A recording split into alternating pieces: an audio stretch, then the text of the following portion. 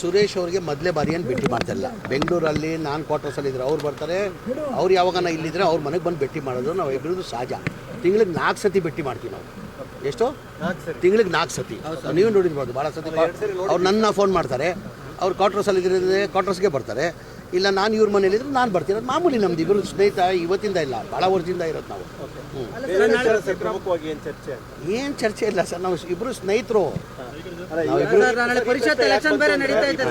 ಸಹಜವಾಗಿ ತಾವು ಮೊದಲ ಬಾರಿಗೆ ಸಚಿವ ಸಂಪುಟದಲ್ಲಿ ಬರ್ತೀರಿ, ಮೊದಲ ಲಿಸ್ಟಲ್ಲಿ ಅಂತ ಇತ್ತು, ತಡವಾಗಿದೆ. ಹಾಗಾಗಿ ಸಹಜವಾಗಿ ಕುತೂಹಲ ಇದೆ. ತಮ್ಮ 2ನೇ ಲಿಸ್ಟ್ ಬರುವ ಕುತೂಹಲ ಏನಿಲ್ಲ.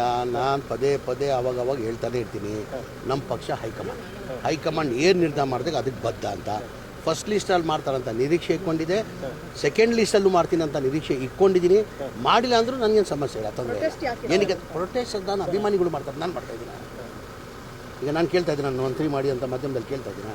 ಅಭಿಮಾನಿಗಳು ಎಲ್ಲಾದರೂ ಸಹಜ. ಅದು ಅವ್ರವ್ರ ಅಭಿಮಾನಿಗಳು ಅವ್ರ ಲೀಡರ್ನ ಮಂತ್ರಿ ಮಾಡೋಂತ ಕೇಳೋದಂತ ಎಲ್ಲ ಕಡೆ ಸಹಜ. ಅದು ಭಾಳ ಜನ ಕೇಳ್ತಾರೆ, ಹಂಗೂ ನನಗೂ ಕೇಳ್ತಾರೆ. ಸ್ವಲ್ಪ ಬೇಸರದಲ್ಲಿದ್ದಾರೆ ಸಮೀರ್ ಅಹಮದ್. ಖಂಡಿತ ಇಲ್ಲ, ಖಂಡಿತ ಇಲ್ಲ, ಏನೇನು ಇಲ್ಲ. ನನ್ನ ಮುಖದ ಮೇಲೆ ಕಾಣ್ತಾ ಇದೆಯಾ ಬೇಸರ ಇದೆಯಾ ಅಂತ? ನನ್ನ ಮುಖದ ಮೇಲೆ ನಾನು ಕಾಣ್ತಾ ಇದೆಯಾ ಬೇಸರ ಇದೆಯಾ ಅಂತ? ಖಂಡಿತ ಏನೇನು ಇಲ್ಲ. ಅಡ್ಡ ಮತದಾನದ ಆತಂಕ ಕೂಡ ಇದೆ ಅನ್ನುವಂಥದ್ದು 5ನೇ ಅಭ್ಯರ್ಥಿಗೆ ಇಲ್ಲ, ಆ ಥರ ಏನಿಲ್ಲ. ನಾವು ನಿನ್ನೆ CLB ಮೀಟಿಂಗು ನಾನು ಹೋಗಿದ್ದೆ. 140 ಜನ ನಾವು ಒಗ್ಗಟ್ಟಾಗಿದ್ದೀವಿ. ನಾವು 28 ಹಾಕೊಂಡ್ರು 5 ಅಭ್ಯರ್ಥಿನೂ ಗೆಲ್ತಾರೆ. ನಮ್ಗೆ ಅಡಿಷ್ನಲ್ ಏನು ಓಡಬೇಕಾಗಿಲ್ಲ. ಅಡಿಷ್ನಲ್ ಏನು ನಾವು 140 ಇದ್ದೀವಿ. ನಾವು 140ಗೂ 28 ಹಾಕೊಂಡ್ರು ನಾವು ಎಲ್ಲ 5 ಅಭ್ಯರ್ಥಿ ನಾವು ಗೆಲ್ತೀವಿ. ನಮಗೇನು ಸಮಸ್ಯೆ ತೊಂದರೆ ಇಲ್ಲ. ಯಾರು ಹೇಳಿದ್ರು ನಿಮಗೆ ಹೈಕಮಾಂಡ್ ಅಲ್ಲಿ ಕ್ಲೋಸ್ ಇದೆಯಾ ಅಂತ? ಎಲ್ಲಿ? ನಾನು ಕೇರಳ ಚುನಾವಣೆಗೂ ಹೋಗಿದೆ, ತೆಲಂಗಾಣ ಚುನಾವಣೆಗೂ ಹೋಗಿದೆ.